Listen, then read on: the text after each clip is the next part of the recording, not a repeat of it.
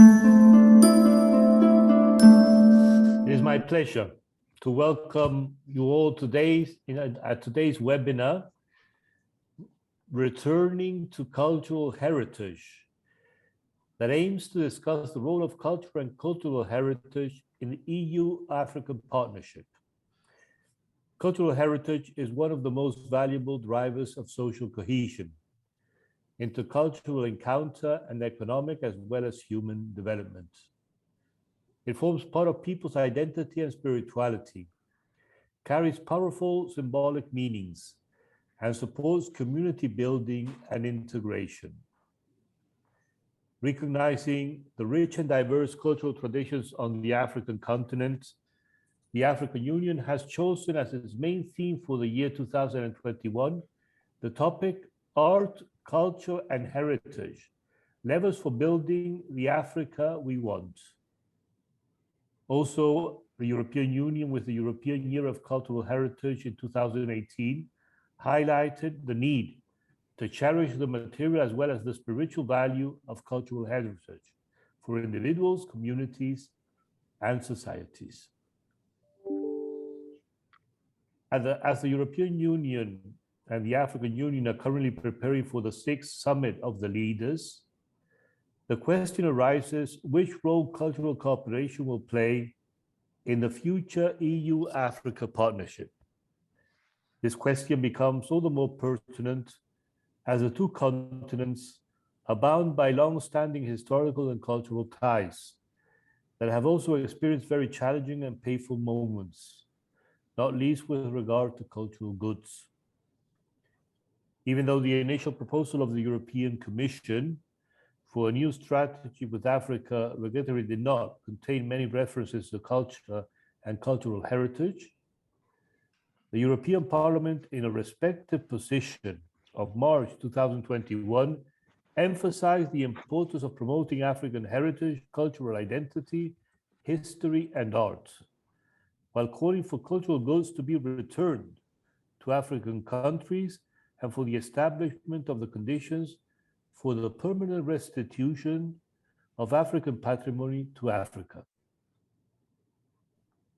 The European Parliament also urged the EU and Africa to establish a memorial culture which allows both continents to identify remnants of the colonial rule in current relations and negotiate appropriate measures to counteract them. In this respect, it is noteworthy that an increasing number of EU member states have started to address the question of returning cultural goods illicitly obtained under colonial regimes. Such initiatives emphasize that cultural heritage can today also serve as a means to better address historical challenges and foster dialogue and partnerships among governments, societies, communities, and citizens. Moreover, as recently recognized by the Council of the European Union in its new 2021 conclusions, cultural and religious heritage also has a great potential to foster processes of peace building and reconciliation in situations of conflict, since it helps to build bridges and enhance mutual understanding. To discuss how cultural and religious heritage can concretely contribute to what Pope Francis refers to as a culture of dialogue and encounter, and to explore strategies of strengthening the cultural dimension of the future EU-Africa partnership, is precisely the objective, the finality of our webinar today. We are truly honored by the opportunity to discuss this topic with eminent speakers from both continents who are dealing with culture and religion in their respective positions as policymakers, church representatives, and practitioners. I would like to once again warmly welcome our speakers and all the participants and wish us all a very, very fruitful debate this afternoon here in Brussels. And for the year, and depending on the time, for you that are joining us from your places. And now I hand again the floor to the moderator today, to Emilio, but especially now to Marek, to continue this webinar. Thank you very much.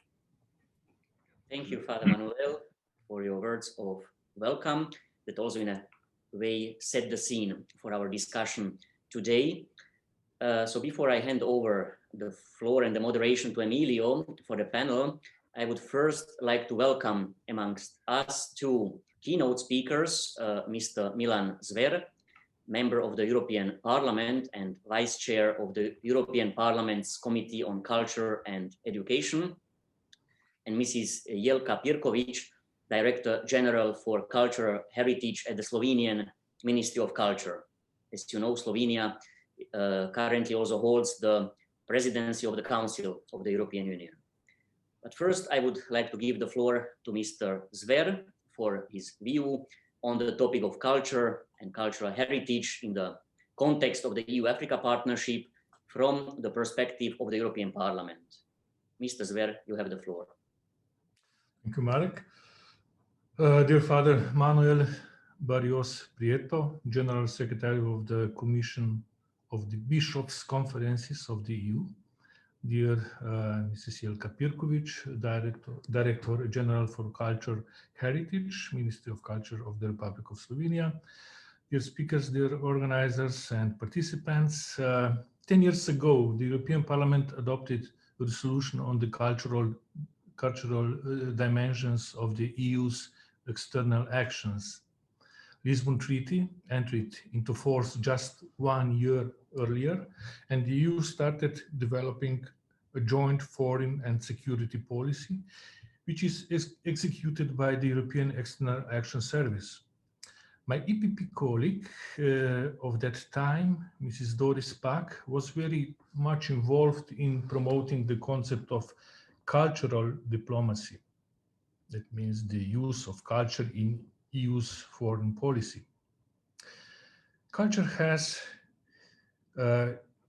intrinsic value in our democracy, state the resolution, because it enriches people's lives.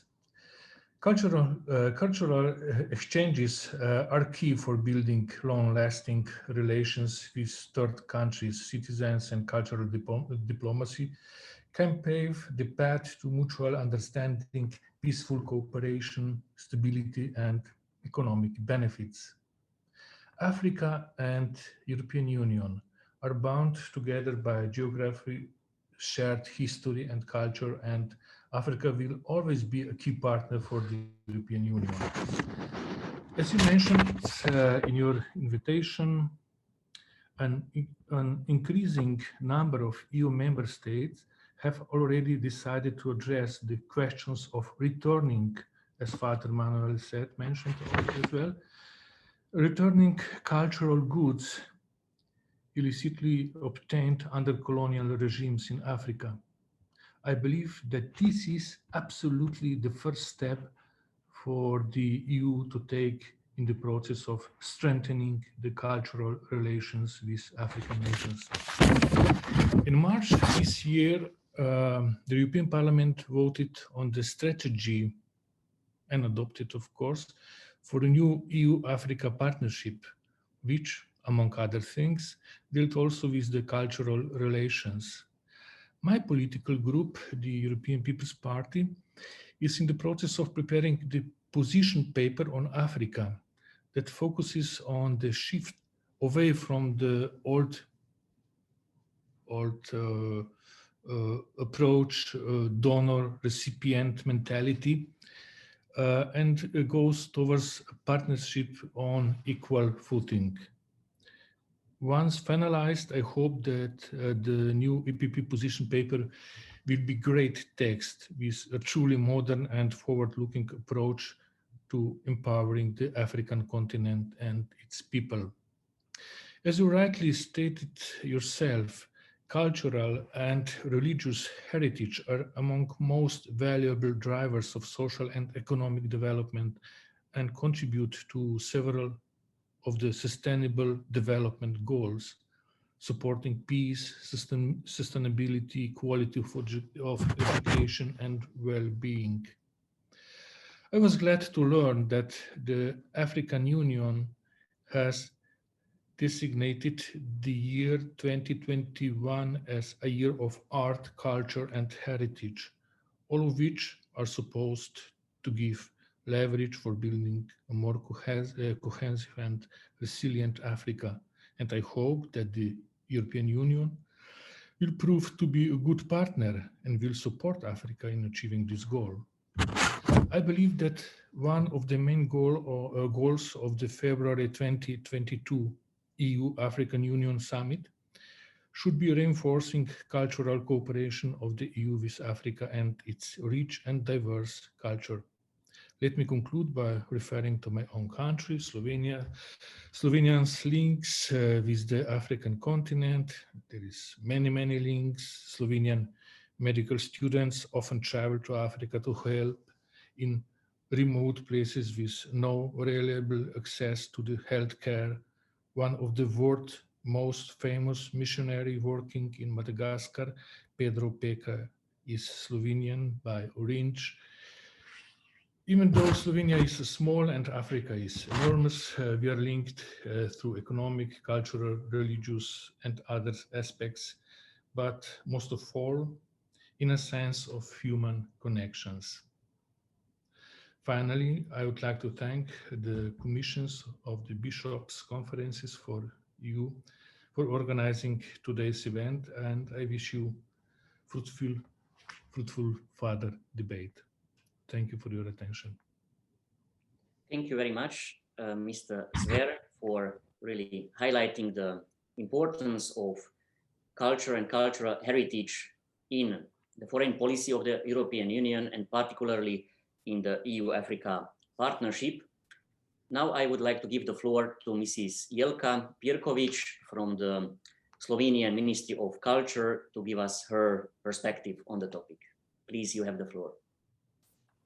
Thank you very much, Marek. Thank you to organizing board for this webinar. I believe that the topic is really quite important from the both sides, EU and African countries as well.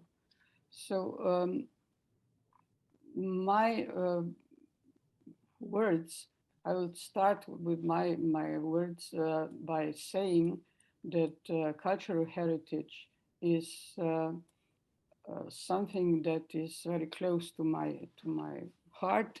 All my professional career, I'm working with heritage, and I came to the conclusion that heritage is a key element of the quality of life of people in the field.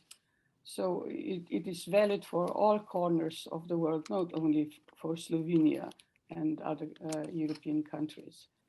So I believe that we as professionals, we need to concentrate on people and the community and the value that people and community place on their heritage in their nearby environment. So international legal standards can help us in achieving this goal. But if we speak more focused on the international level of heritage care, we see that we handle with 3 international conventions, one from the UNESCO, the other from UNIDROIT, which is also a part of United Nations family. And the third one, the newest one, is the Council of Europe Convention on illegal conduct on cultural property. So all these 3 international standards, legal standards, are open to signature to all countries, not only to European ones. And in this regard, I believe that they give us the impetus to adopt positive legislation at the national levels as well, and which in this legal framework should support active participation of all parties and stakeholders concerned. So on the other side, it is also important that national authorities organize soft measures. I call them soft, and that goes also for the international cooperation. And such measures must allow for implementation of new participatory and genuinely inclusive approach to the preservation and enjoyment of heritage. So this is something that is stressed also in the Faro Convention from 2005, which is really limited to the European continent because it was adopted by the Council of Europe. But nevertheless, we see in all the development in other continents as well that the standards and the principles of this convention are very useful for stakeholders in other situations as well, as a guidance for their this soft approach. For example, the introduction of concept of solidarity, of reducing risks with dialogue, understanding heritage as a public and common good, not only as a legal property of a person, and for example, it's also the support to the sustainable development through heritage. The role of civil society and civic movements, and also the political culture and arrangements that are specific for individual society. So I believe that we need really to, that's my conviction, that we need to combine legal framework with this soft approach in addressing questions that we also discussed today. But first, let me say that the Convention on the Crimes in the Field of Cultural Property is something that is worth considering because it gives an improved international legal standard to the combat of all aspects of intentional destruction of cultural goods, because it's not only related to illegal export from origin countries, but also other activities that are connected with this. So I believe that this convention is a good standpoint for cooperation between EU and other continents as well, including Africa. So, as you know, the Slovenian presidency put a high importance to the culture in our program and heritage as well. We organized an international conference in September, highlighting the connection between heritage rights and sustainable development. So at this conference, you can I can send you the link to all the results of the conference, and you can see that we also discussed the situation in Africa, not in much detail, but nevertheless. So the conclusions from this dialogue can be stated briefly. We noticed that Africa is facing negative consequences of colonization, which manifests, for instance, also in the loss of the intangible heritage and, for example, the schooling of children in foreign languages is something that contributes to this loss. The presented examples from Africa showed that much work would be expected to raise awareness first on the governmental levels, then society at large. And in this way, we believe that the importance of heritage for sustainable development can be developed. So we also know that also in Africa, people can exercise their cultural rights in primary in connection with a broader family and community. And in many cases, they also have a legal framework to do so. But the link between heritage and sustainable development and participatory approach is quite weak in many cases. And it prevents also more positive action combating the destruction and misappropriation of heritage objects and efforts to keep them in situ or in local museums at least.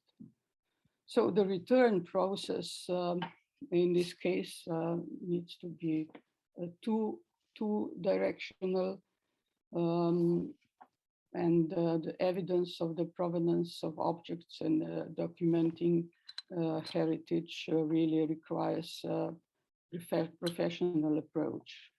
And this is also why we agreed that the stress on education of professionals in this field is needed very much.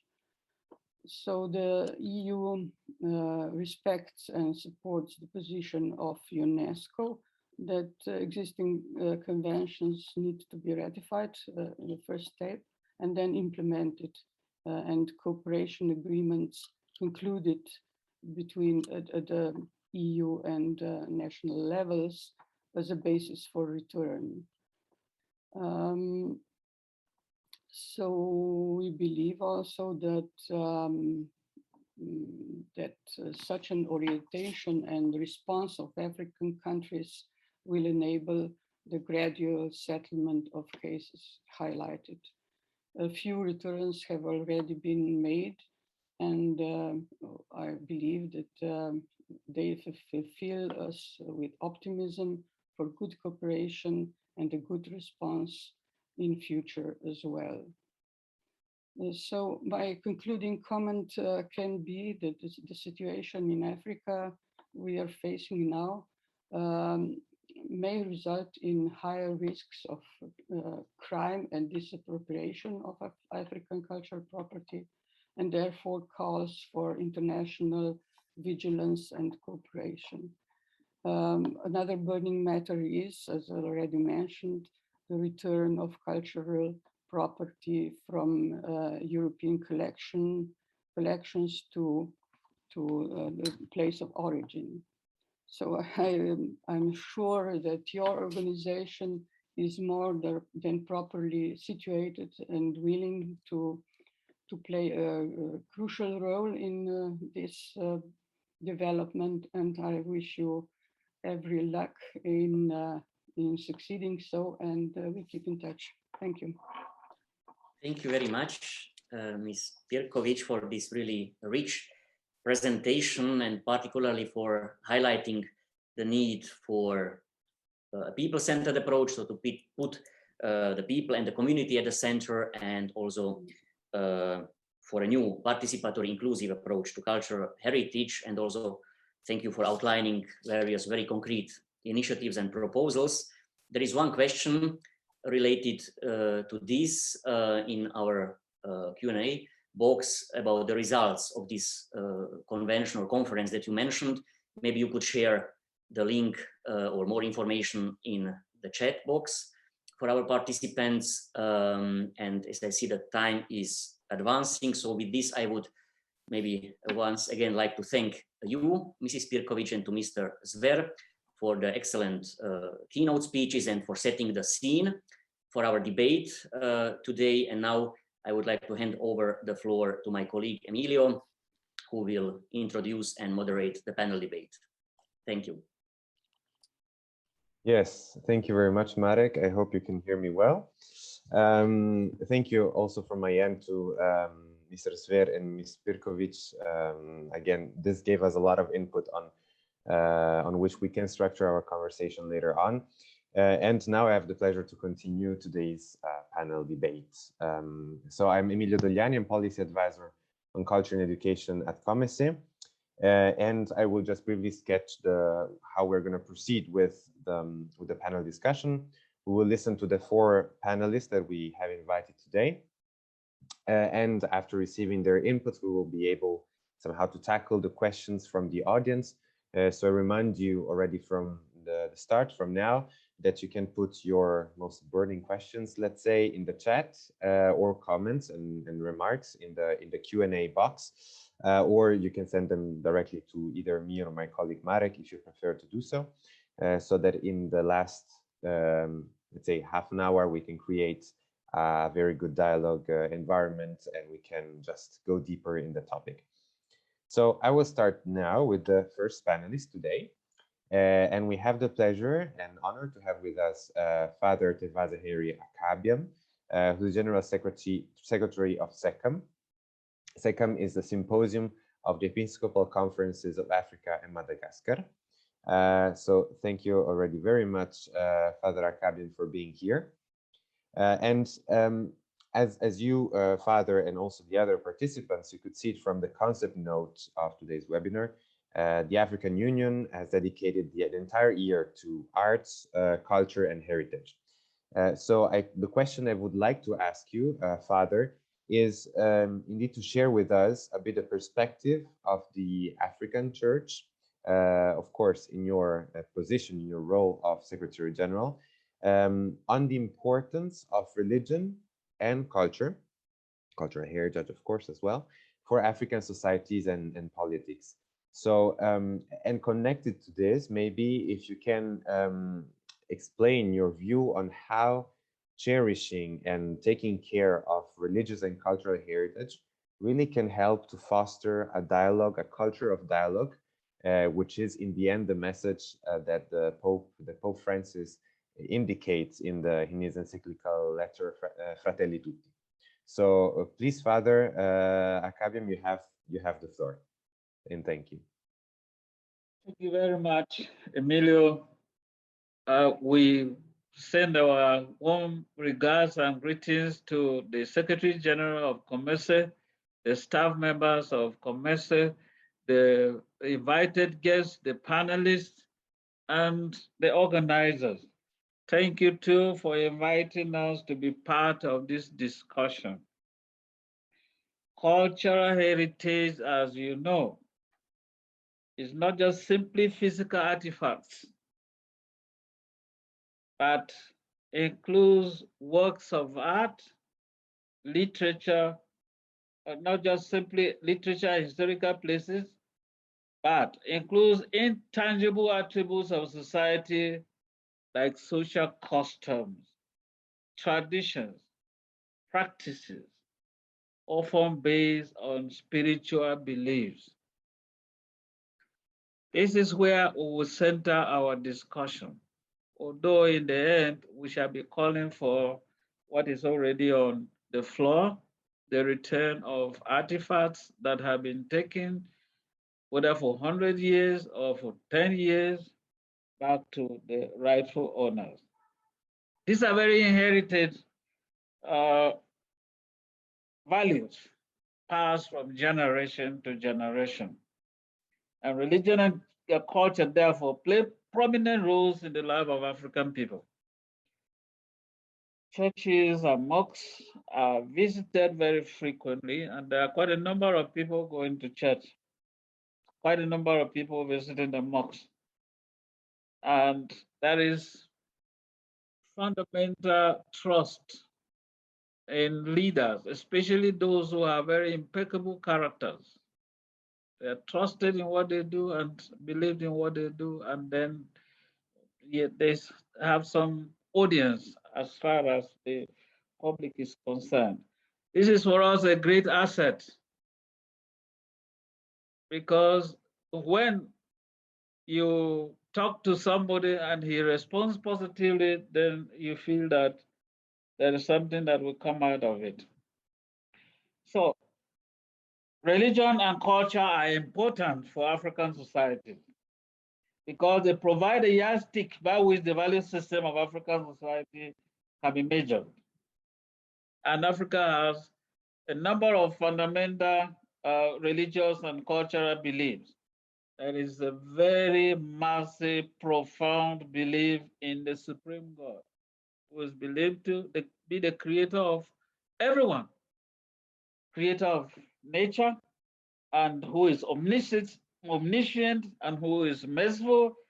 And this is very helpful in the church's mission. Once people realize that God makes sense to them, then it is easier to talk to them about God. But when they do not believe in God, then it is more difficult to talk to them about God. And it becomes the first rallying point. Fundamental belief in God, who is the sustainer of all. Then comes the issue of Ubuntu, which is community. Somebody has already mentioned people-oriented, people-based. If we have to move on at all in developing our cultures and our religions, then we must orientate ourselves with regard to people and community, not just promotion of individuals.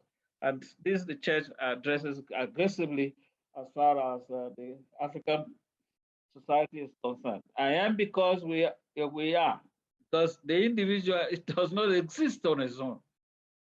The individual exists in connection with the community, and he finds his bearing and his identity in the community. Then the African hospitality is what us, the church, tries to use to advance the cause of charity as far as evangelization is concerned. Then there is African Palava, a system where issues are discussed until a solution is found.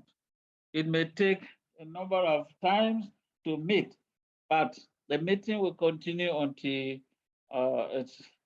until a solution is found. In Christian religion and mission, close attention is paid to all this so that you build on what already the people fundamentally believe.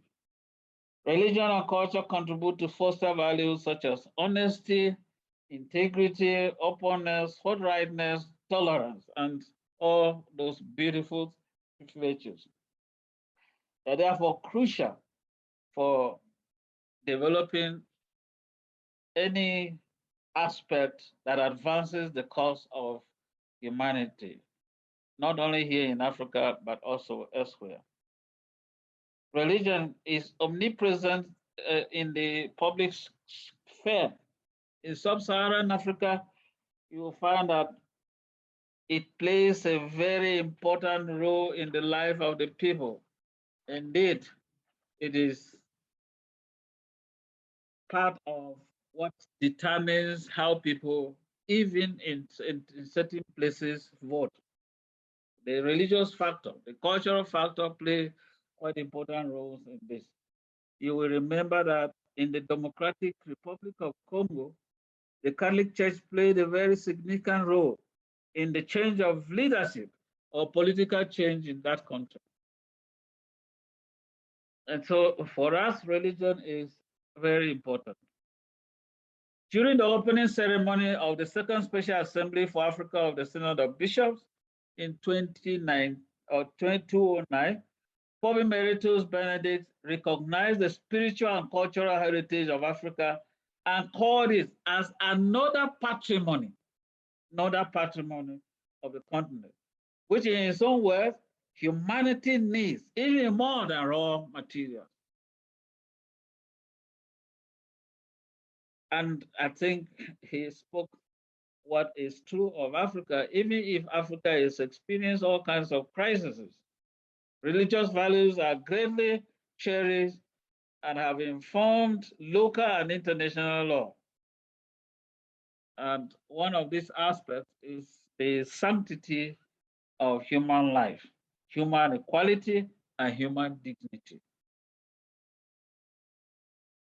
Now, to turn to our second part of the question, it's already acknowledged in the seminar concept that religious and cultural values have immediate contribution to several sustainable development goals. And for EU partnership to strive and dialogue to lead to positive results, deliberate efforts are to be made, not only by the ordinary people, but by leaders, in fact, beginning with them, to place God, the creator of humankind, at the center of our daily lives as individuals and groups. Remember what we have already highlighted. For us, God is regarded as supreme creator of all. And that also means that when we move to Ubuntu image or philosophy, it means that God and community become first and second persons. The individual comes last. The individual is small before God, the individual is small before the community. And the individual must act in consonance with what God says and in consonance with the demands of the community. And if partnership between Europe and Africa must take cognizance of this, then it means that God should be our gathering point, our central focus, and the community of people should be the second aspect of it. A healthy EU partnership has to place community interests above the one of the individual. Already, the letter to the Philippians has highlighted this in chapter 2, verse 4. Look for the interest of the other, not your own interest.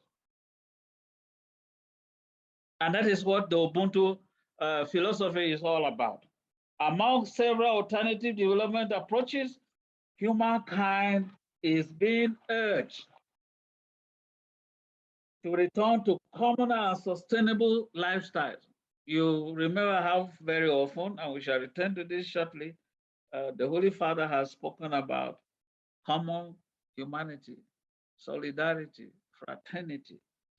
So there is, Europe and Africa have come a very long way. Very long way. I'm happy with the first remarks from the MP that we cannot consider Africa as just a donor, a recipient. We consider Africa as partners. And this is what fosters this whole idea of community. If God has created all of us in the same image and likeness, then we should give respect and dignity to every human person.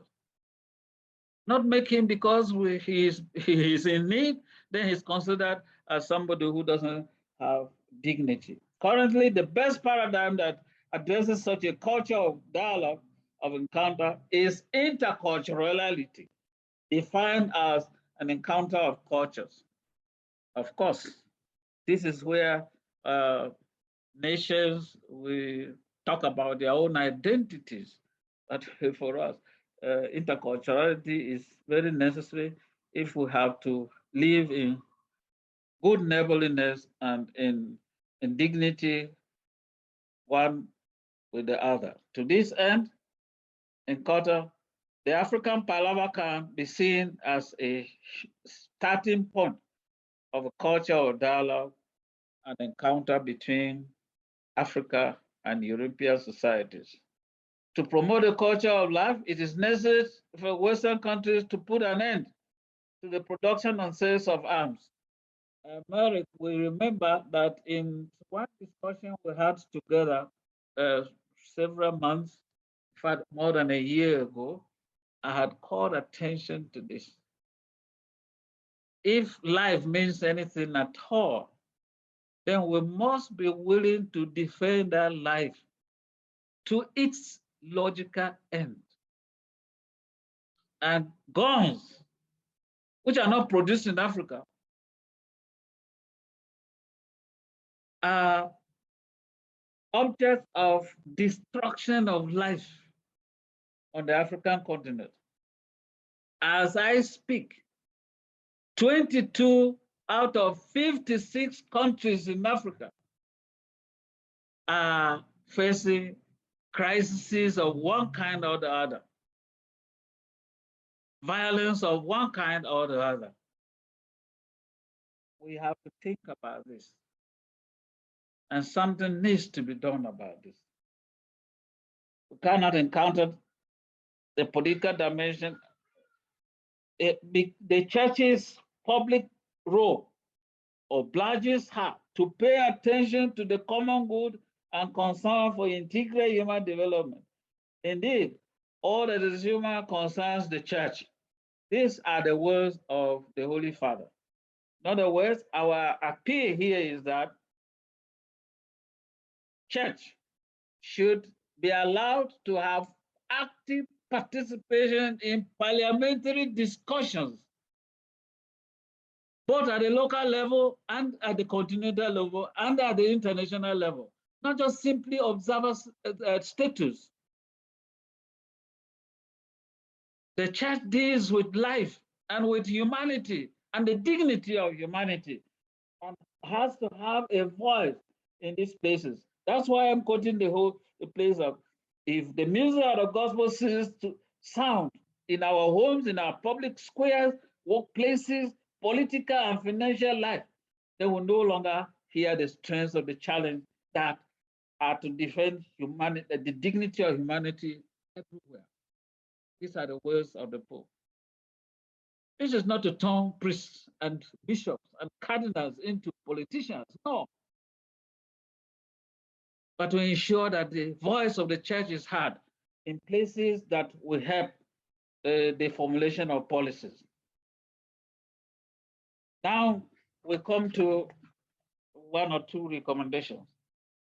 With regard to the important role of religion and culture in African societies and politics, and considering the appreciated contribution of the Catholic Church as an organization of the civil society, we recommend that major faith organizations of the Church, which have tangible influence on society, should become members, not only observers, of both European and African decision-making boards. And thus, contribute to building a bridge between the two continents through religion and commitment to the common God, who is Father of all. Considering the inseparable link between culture and religion in Africa, an honest and candid discussion of the role of culture and religious heritage in EU partnership ought not to circumvent the issue of returning the artistic and aesthetic embodiments of African cultural heritage where they were taken. It is very necessary. There should be no playing games about this. If you took what didn't belong to you, you return it to the owner. This is what helps. If it is valuable to you, it had been valuable to him and is still valuable to him. I'd like to thank you for inviting us to be part of this discussion. And it is our prayer that the relationship that has existed for very long between Africa and Europe we continue a relationship that will help us to build bridges and build one humanity. Thank you, and God bless you. Thank you very much, Father Akabiam. I think you touched on many points that I think are gonna be very useful for the end of the discussion, and especially your two last recommendations, but also the aspect of interculturality that has to be renewed and found again. I think those are going to give us a lot of food for thought for the later discussion. I will now move a bit swiftly to the second panelist of today, because we don't have much time left. The second panelist is Mr. Guido Grisels, and he is the director of the Africa Museum in Brussels, which is aspiring to become to be a center for knowledge and also resources on Africa, in particular Central Africa. And Mr. Grisels, you are working on in depth on the topic of restitution of cultural heritage to African countries, especially with the DRC. And you have put in place a program with the government, with the Belgian government as well, of restitution. So this program being very unique, can you explain please to us how it works and what is the rationale behind that? And also what are the reasons to start such a process in this historical moment, and why it is needed to do so? So please, you have the floor for around 7 minutes. Thank you very much.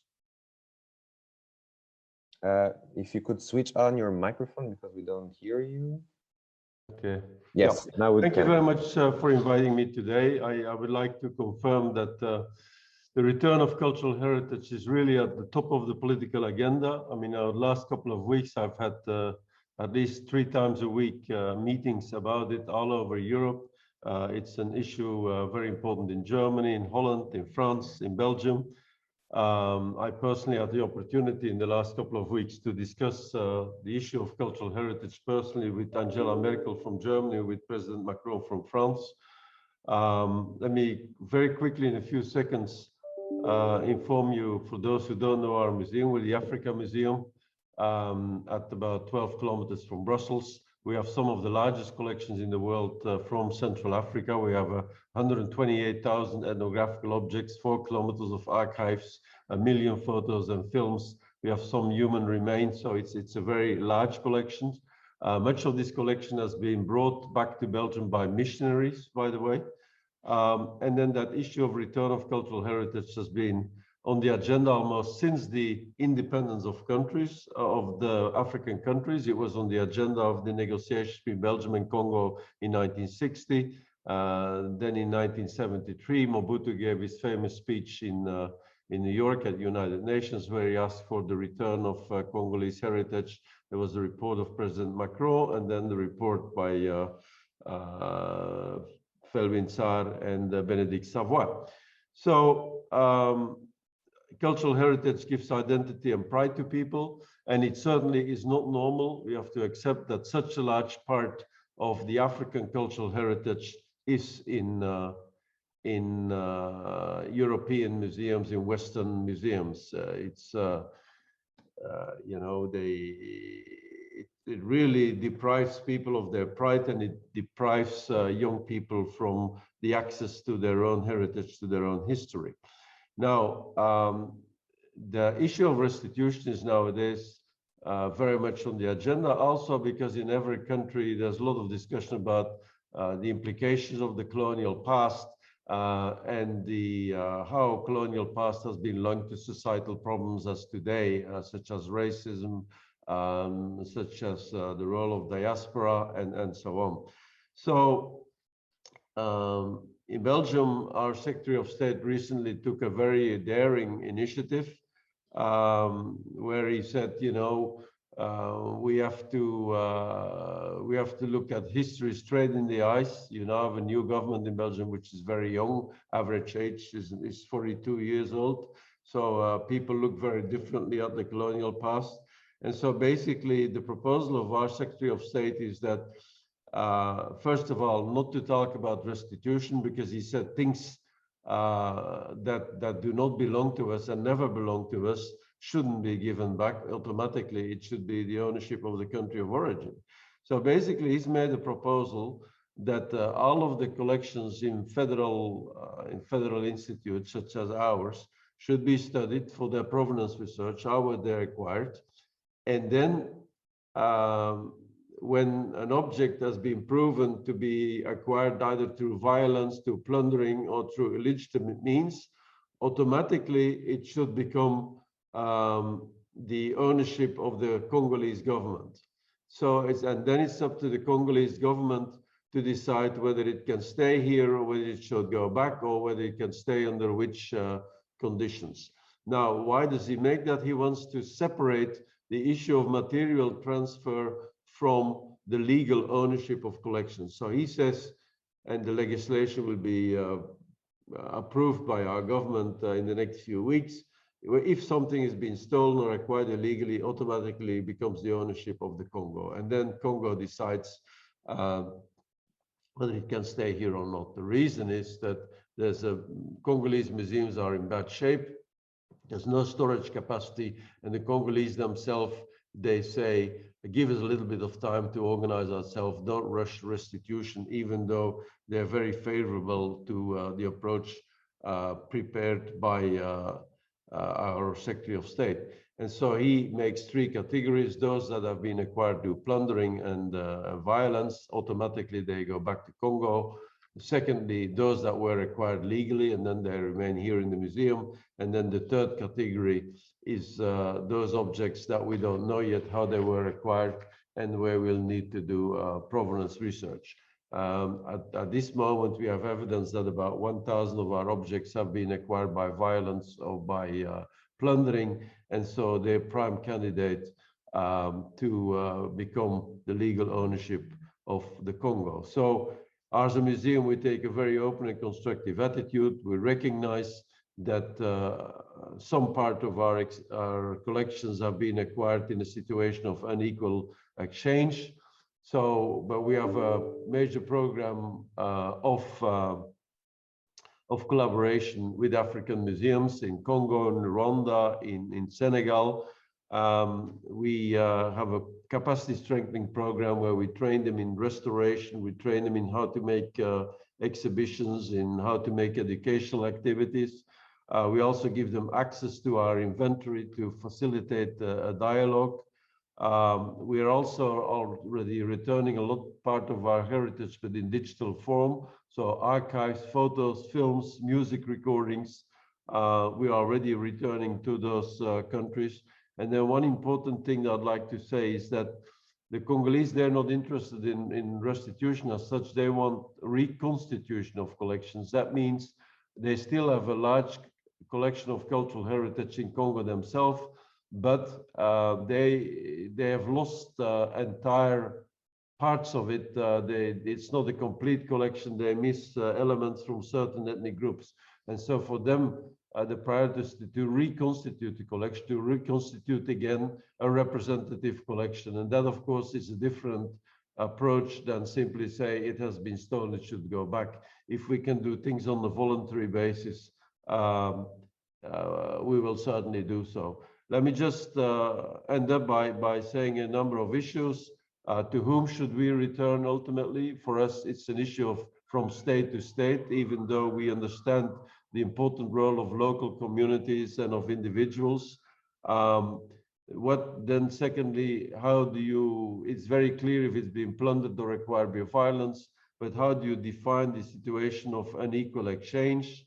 A third comment on like, what is the role of African diaspora? Here in Belgium, we now have 250,000 people of African origin. Do they play a role in it? And also, if ever you visit our museum, we now have a provenance tour for most objects in our museum. You can follow with a special app and with your mobile phone what the provenance has been of certain objects. And let me finish here. I think my 7 minutes are up to say that there is an important dialogue that could take place next February when you have the heads of the summit of the heads of state of the European Union and the African Union that will be held here in Brussels. And my understanding is that the issue of restitution is very high on that agenda of that meeting. With that, Emilio, Marek, I give the floor back to you. I hope I've kept within my 7 minutes. Perfect timing, Mr. Grisels. Very, very much thank you to you and to also explaining to us giving us an overview of how this program works and also what are the issues. And thank you for the honesty, because indeed the questions that you've posed on what is a legal exchange, what about the African diaspora, for instance, in Brussels or in Belgium, what about the presence of different cultures in different states? How do we address these issues? I think it was very interesting to hear about these issues as well. Thank you. Now I will move to the third panelist of the webinar. We have the pleasure to have here with us Miss Maria Bruce. So from Belgium, we're going to Slovenia. We're moving back to Slovenia somehow. Maria, you are responsible for the implementation of this UNESCO 1970 convention at the Ministry of Culture. And you will sure address this convention as it has been done by Ms. Pierkovic as well. Nevertheless, I would ask you as a contribution to the webinar today, if you could give us your perspective a bit on the place and culture and cultural heritage in the EU external policies today, and also in the context of this UNESCO convention. And if you can also address them in the relation between the EU and the African Union.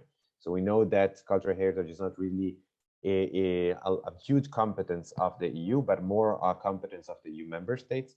But where is work to be done, and where do the member states have the possibility to play a role in these international frameworks? Please, you have the floor. You can start after you share your presentation. Just yeah, please, no problem. Is it okay? Perfect. We can see it. Yes. Yeah. Yeah. Just to see that. Okay. Yes. Great. Right. Thank you. First of all, greetings from Ljubljana to the conference, and thank you for the invitation. I'm very happy to be with you at this conference, to have opportunity to share our experience. My focus is on the 1970 convention, especially from the point of return procedures. Well, the 1970 convention is mostly focused on, just a moment, I have to move this a little bit. Is focused on 3 main topics. This is care, control, and return. I will, for the purpose of this conference, focus on just some exposed points for each topic. Well, the inventory and the provenance, it is of essential importance for the inventorized objects are usually national treasures, and return procedures are focused on national treasures. Therefore, the inventories and inventorized object is somehow it shows its legal provenance. Well, for the religious objects, it depends whether church or other religious communities really inventorize their objects in their own inventory. Well, the directive on EU directive on return procedures gives some points to religious communities, and very often museums help the religious communities to inventorize properly objects, but the ICOMS has also issued the object ID form where everyone, the private possessors or organizations can list objects of some cultural value. The special problem is are objects from illegal excavations, because they can't be listed. but ICOMS has also issued the red list, and we have for the African territory, the African red list for the West Africa.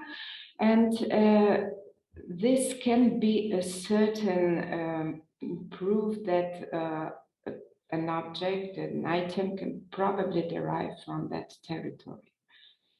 Slovenia has implemented the European Directive and the Cultural Heritage Protection Act, where as a national treasure by the law is inventorized as a picture or part of collection of a church or other religious community. Well, for the other focus is on legislation, where it is very important for the control to really bring or to implement in the legislation what is really legal and what is illegal. For it is of essential importance to introduce export license, excavation permission, and dealer's record of transactions. So we have a very solid legal frame for the trafficking, for the legal procedures in trafficking. While illegally penalties and offenses should be also brought into the legislation, as my colleague Mrs. Pierkovic has also mentioned, the European Convention on Offenses. Well, the return procedures are the main goal of the 1970 Convention too.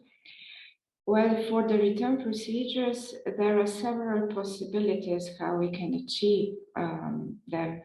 Well, conventions give us the legal frame, the basis for requirements. This is the 1970 Convention and the UNITRA Convention, because the UNITRA Convention gives possibility to bring the case before the court. Other possibilities are bilateral and multilateral agreements. Regardless the part of the world, those agreements of diplomatical way establish very flexible diplomatical way. And the third very important issue are databases. So it is really necessary to take care of Interpol database, because objects listed in this database are somehow improved to be stolen. So there is a certain improvement of their provenance, illegal provenance. Slovenia has a very interesting case on this topic, because after 30 years where all timelines for the court procedures have expired, the auction house, the UK auction house, started the return procedure because an object was still listed in the Interpol database. It remains listed there until it is returned. So it is really important to list it in the Interpol database. Well, and regarding EU-African Union connections and possibilities on return procedures, this is not any special difference from other parts of the world. The quickest and the most effective way is to address the auction house directly. So it is needed to follow auctions, web auctions, especially regularly, professionals do. And there should be a certain enforced activities in this field all over the world to really follow web auctions. Auction houses in Europe that really appreciate their reputation, they don't want to sell items of illegal provenance. And if they are addressed directly, they start return procedures. The second possibility is bringing the case before the court. It is very long and also very expensive procedure, but it is possible. especially for, or only, usually only for the states who have ratified the UNITRA Convention. Sometimes bilateral agreements or multilateral agreements offer the same possibility, but they are not so very often.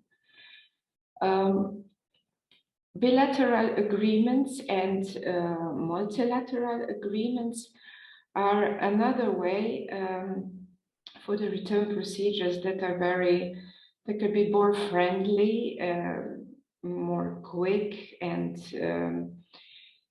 give more opportunities than very formal procedures. For Africa, as already mentioned before, the EU doesn't, in external relations regarding the cultural heritage, the EU doesn't have the same approach as for the trade, for instance, where bilateral agreements exist. But for the return procedures, every African state has to make deal or bilateral agreement with each of European state. And the final, also possibly very successful possibility is bringing the case before the ICPRCP. It is the UNESCO body, intergovernmental body. It doesn't relate strictly to the 1970 convention, means that if a state is not the signatory or hasn't ratified the 1970 convention, but is a member of UNESCO, can still bring the case before the ICPRCP. Its role is to help the procedure, to and mediate, and there are some successful cases of return procedures too. Well, thank you very much for your attention, and I wish the pleasant continuing of the conference. Thank you. Thank you very much, Ms. Bruce, for the very explanatory presentation. Also, a bit on the legal framework behind the restitution of cultural heritage, but also what like the complexity of how it is possible to control the traffic of cultural heritage and ownership of cultural heritage.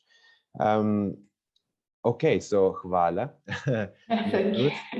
Thank you very much for that. And I will now very swiftly turn to the last panelist of today, who is member of the European Parliament, György Hölvényi from Hungary.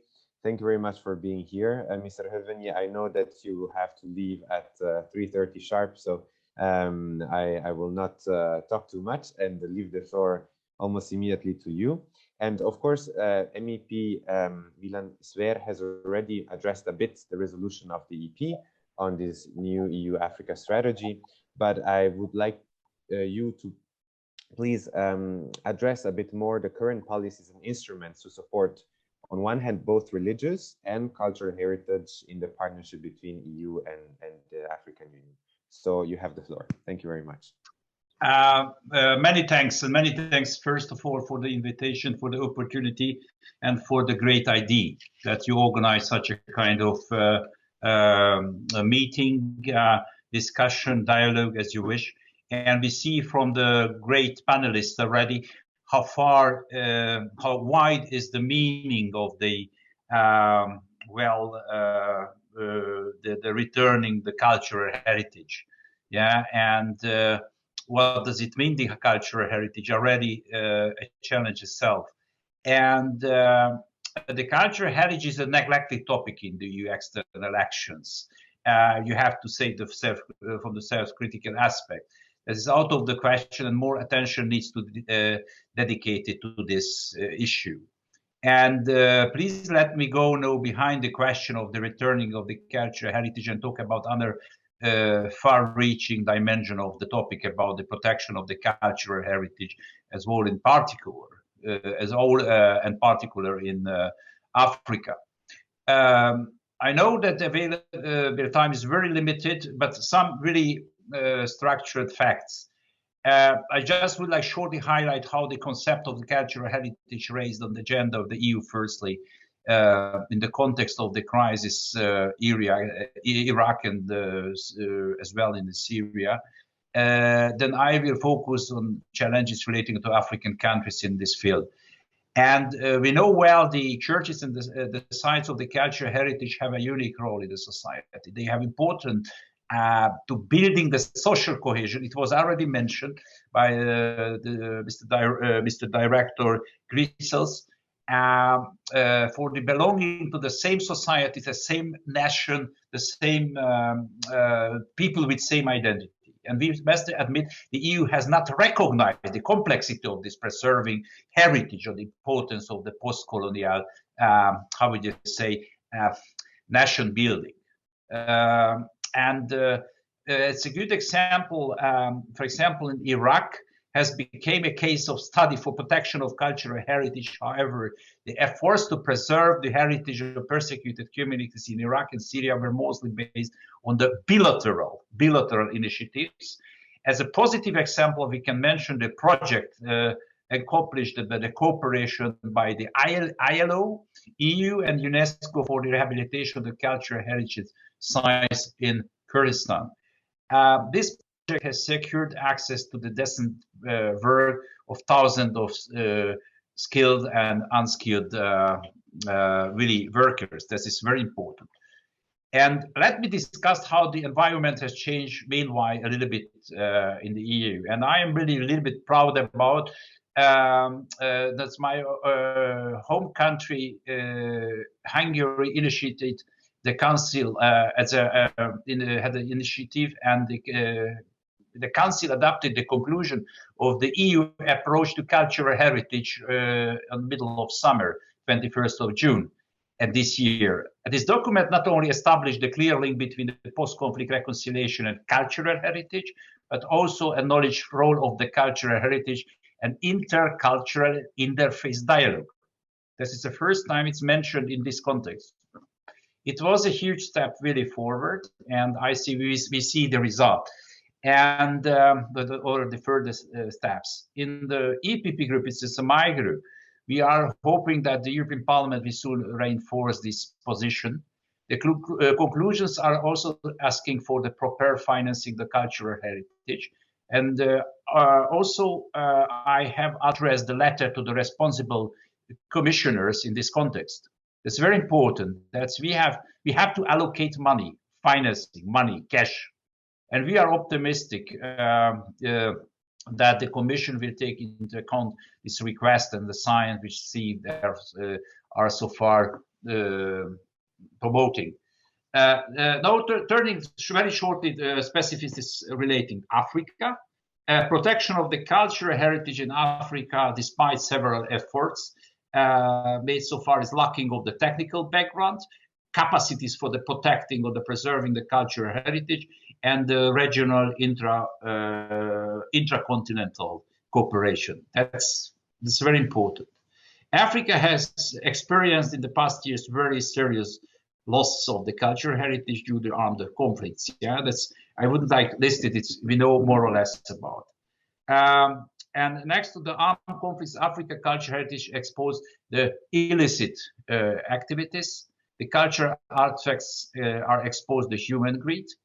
And EU should support information sharing, regional and international cooperation to combat illicit trading of the cultural property. But I have to underline, it's not culture of the traditional development policy. This culture, this new initiative, have to try to implement through different kind of powers, political and fact-based, really professional powers.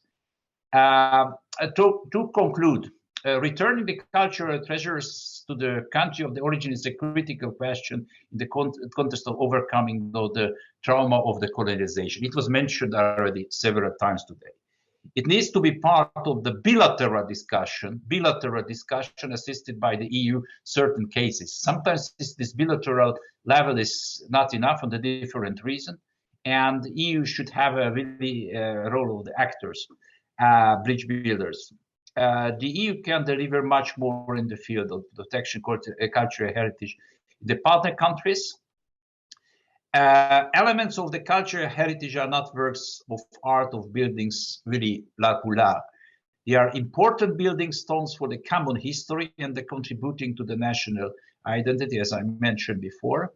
And the last things, we must see that the security stability can exist only with the strong local, regional, national identity, especially in Africa. Therefore, the protection of the cultural heritage is also imperative for peace building in Africa. That's, we have to understand it.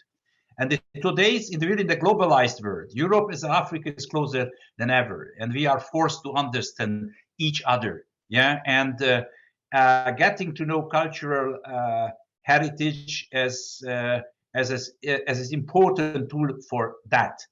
My last remark is, I started already the discussion to reaction to the speech of his to Father Terves Henri Akabia. Yes, Father, it's a lot of luck in Europe concerning what does it mean for Africans, the cultural heritage. Here in Europe, this is not part of the currently not part of the cultural heritage if the accepting of the existence of God. It's not part of the cultural heritage, but we are for that should be accepted a part of the African cultural heritage. This is our target. Many thanks. Thank you very much, Mr. Höveni.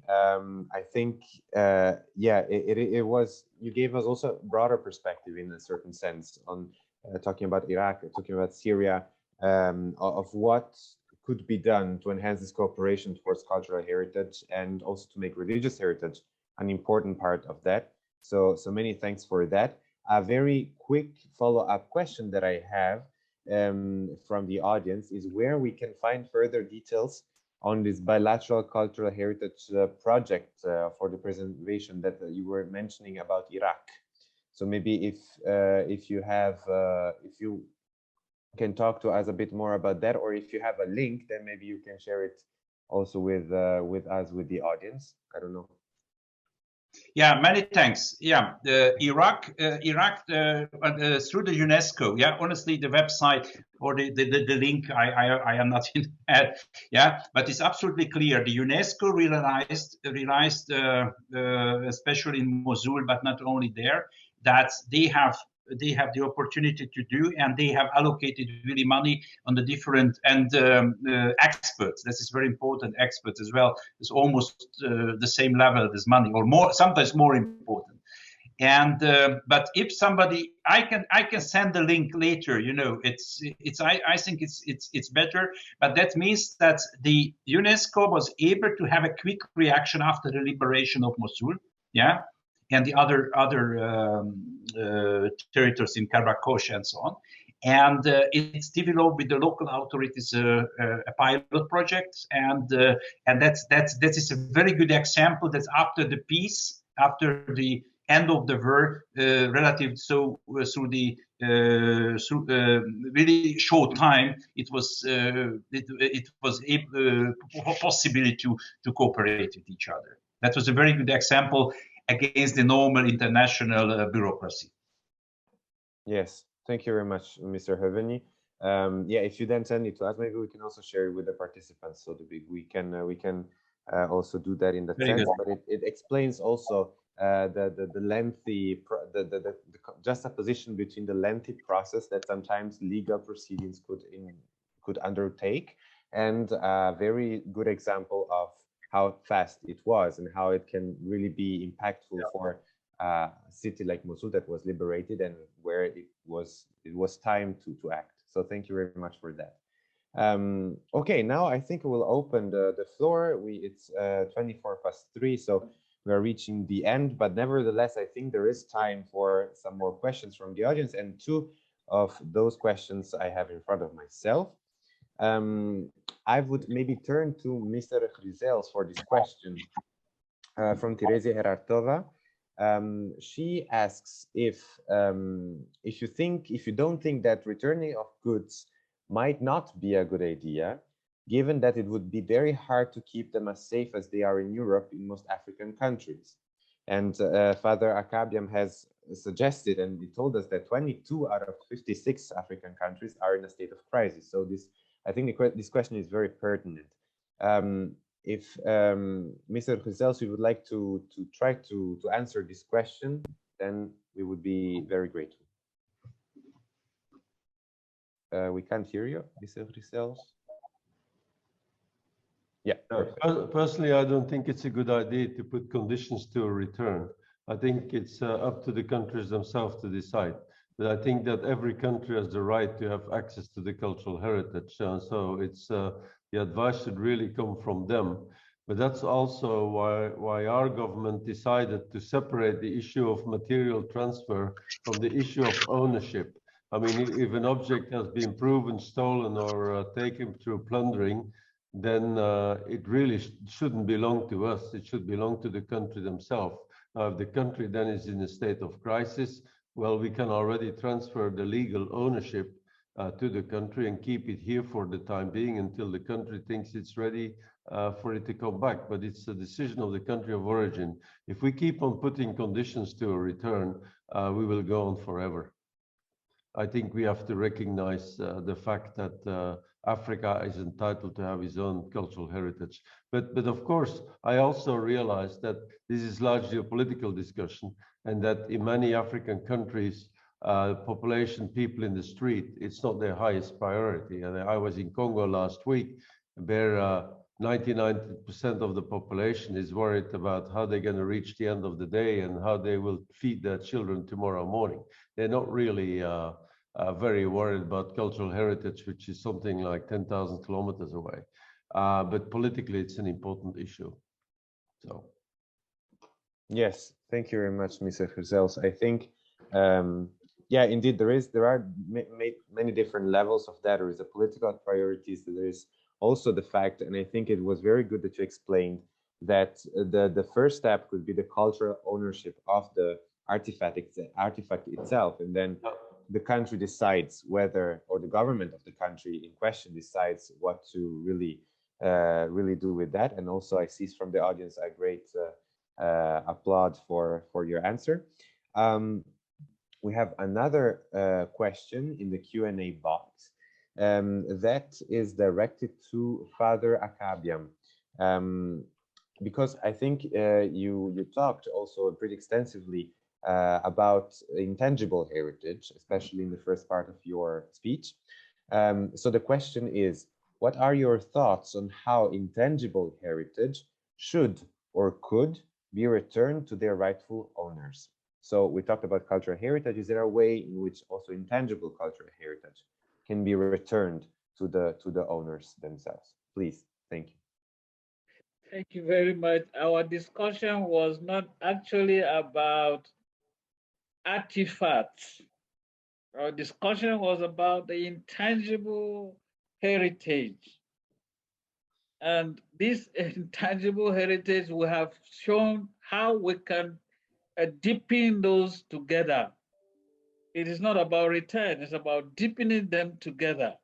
What we need to do on a daily basis in order that we can deepen our heritage.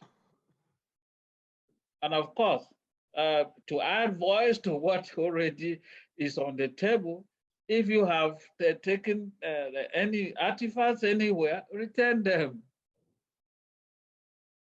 This is our position on this matter. And I'm happy for Jidu or Giodo.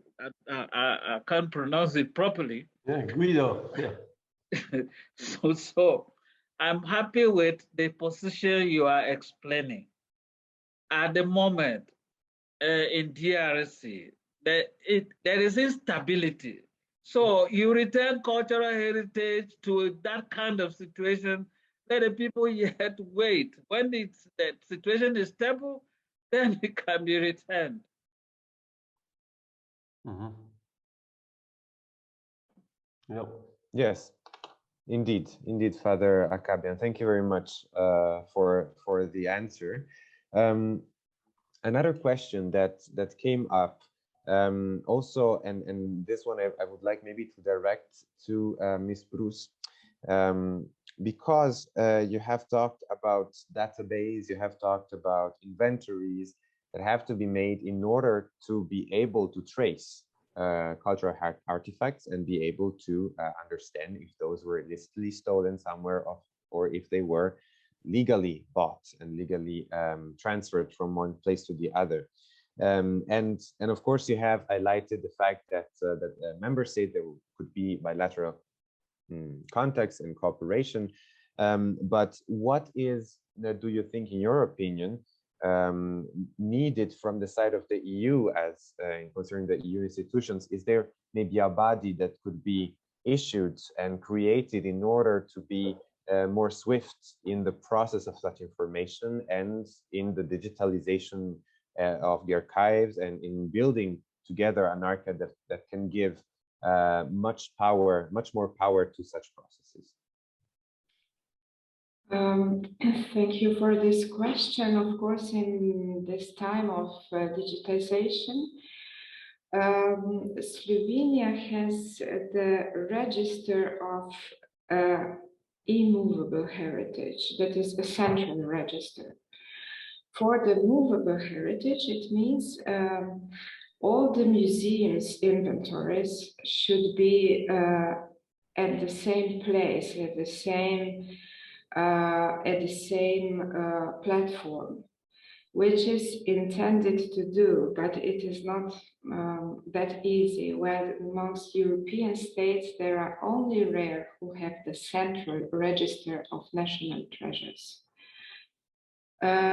In most of states, every museum has its own inventory. But it is the most important that the legislation allows or confirms inventory of museums, libraries, archives, and also from inventories of the church and other religious communities are national treasures by the law.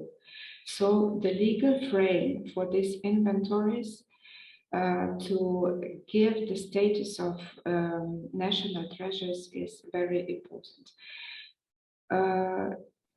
This time of digitization really offers many possibilities. Also, the standard object ID is not that difficult to implement in a very common way. Well, every private person, every organization can do that.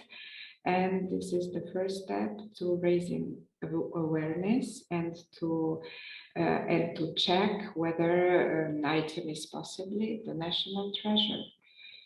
I don't know if I have answered your question. I think yeah, you gave us an understanding how these archives work, and also on the end of the member states, and also of the museums, what are the different parts in that? I think, yeah, thank you very much. That was pretty exhaustive, I think. And maybe one last question that I got here from Marek that he directed to me, and I think can be a bit a way of concluding also this webinar today, is that yesterday there was also, if I'm not mistaken, a meeting of EU ministers for culture and cultural heritage. They discussed these practices, cultural heritage rights, also rights of women in Afghanistan, also how to ensure that these rights of cultural rights are protected, and what is in a certain way the role of education in respect of cultural heritage, because we have mentioned that there is a need also of experts that can take care of cultural heritage and of its restitution. And if I may add this, 2022 will be also the European Year of Youth. So how is it possible also to bring cultural heritage on one hand closer to the people, to the citizens of the EU, but also to make sure that this relationship between the EU and Africa is strengthened through cultural heritage and makes it possible to enhance participation of young people in this domain, also through education. I would address it very shortly to all the three speakers that are with us still. So maybe Father Akabiam, if you want to quickly say your thoughts on this. Yeah, I can do it.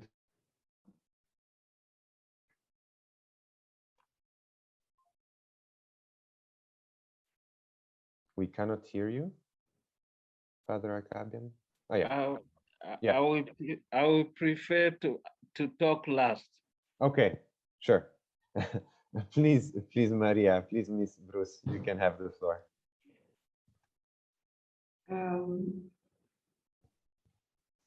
Just once more. Sorry? You addressed the father. Yeah, no, but Father Akabiam will say the last. Would like to reply the last. I'm happy to start. Or maybe Guido, yeah, please, Mr. Rizels, you can start. Let me say education is extremely important, and both here and in Africa. And let me just start with Belgium. You know, for most Belgian children, their first encounter with Africa is a visit to our museum. I mean, either in school or either in family or either with friends. And so it's very important that you give a very constructive message. And we also realize that our museum has been a colonial institute for nearly 100 years, so that we carry a heavy responsibility that for nearly 100 years we've been diffusing stereotypes and racist messages, and the message that white people were superior over black people. We take a very different attitude now. But we do realize that the past is the past and that we have to look history into the eyes.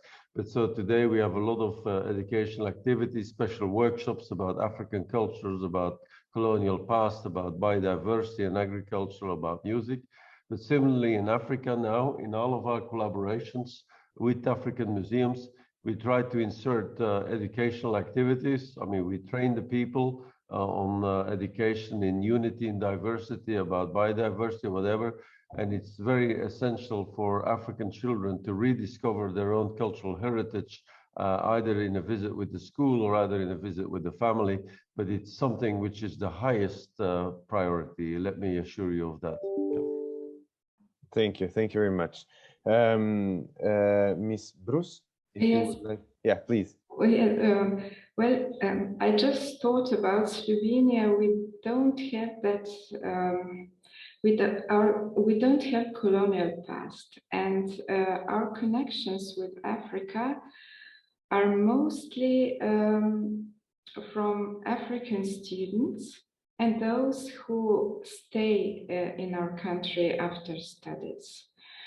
But there are small, museum collections bought by diplomats or brought by missionaries, but nothing very, I would say, special or essential. It is well collected, but however, so our people don't come in very close relationship or very close connections with Africa in general. Well, there is a very small African community in Slovenia, but nevertheless, museums cooperate with them. And sometimes there are exhibitions and so on. Well, regarding the education, it is very common process. We really don't notice any problems regarding this. This is a very, I can say, very pleasant situation in Slovenia regarding the African community and raising awareness, because they are mostly, probably people are mostly interested in natural history regarding Africa and traveling. So, but culture is usually related to music. Heritage is not that focal point because our past wasn't very connected to Africa, really. Yes, thank you. Yeah. Yeah, no, it is very interesting to see also the differences between how much the member states and also the cultures and the peoples of the member states of the EU tackle this and address this question of education and cultural heritage. Father Akabiam, please, you have the word. As I said at the beginning, we have had a very long history together. The exploration of Africa, the evangelizing mission of Africa, and the contacts at different levels. Quite a number of Africans have studied in Europe. I heard that about 25,000 Congolese are in Belgium. And we have quite a number there like that. For the generality of what I describe as the elite, there is much they can talk about Europe, but perhaps the common person doesn't know about it. So education will be very necessary. In those days, I don't know about now, when I was a little kid going to secondary school, they taught us European history, but those things, you only hear about them. You don't have the experience of them. So I think there is need to continue both sides. If we have to understand and live together, then we must know who we are, both our strengths and our shortcomings.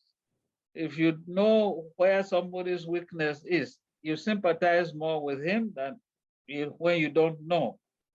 So it is necessary that we continue to organize seminars or even curricula that will help to intensify understanding of these two cultures.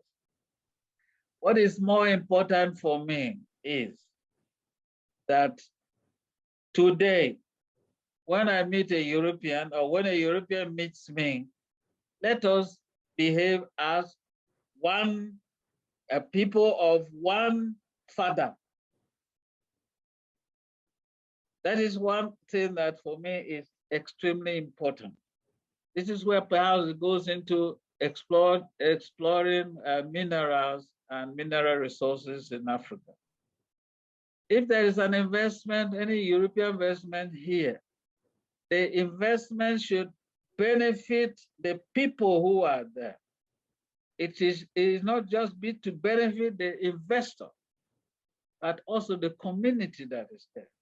This is where I will have the business that is being done in Africa, or exploration of where sometimes leaves the people more impoverished than they were before the investment. So this is where my appeal will come from. I hope that that helps a little bit. Yes, thank you very much, Father Akabiam. Indeed, it comes very good that it is very good that you're just concluding in this way. I think as it came out during the webinar, we see really that culture, religious heritage are an essential part of our identity, of who we are and our societies as well. And they can really foster the social inclusion, peace, cooperation, development. So the message that I would leave everybody with is indeed let us not forget about cultural and religious heritage, and let's work together on returning to it in our discourses, in our policies, in our encounters. I will conclude now. I want to thank you a lot, really from our heart, Father Akabiam, Ms. Bruce, Mr. Höveni, and Mr. Chryseos for being here today, for giving us some of their time, some of their precious time. And for helping us understand these dynamics. And I think there is a lot of work that we can still do and that we're going to do together. This webinar is going to be, has been recorded and will be put on the YouTube channel of COMESE. So you can check it out again there. And yeah, for the rest, thank you also to Marek and Father Manuel. I wish you a very pleasant afternoon, a very pleasant Advent time, and take care and stay healthy. Bye-bye, everybody. Thank you very much, Emiliano, to invite me. Thank you. Bye-bye. Thank you. Bye-bye. Bye-bye. Bye-bye.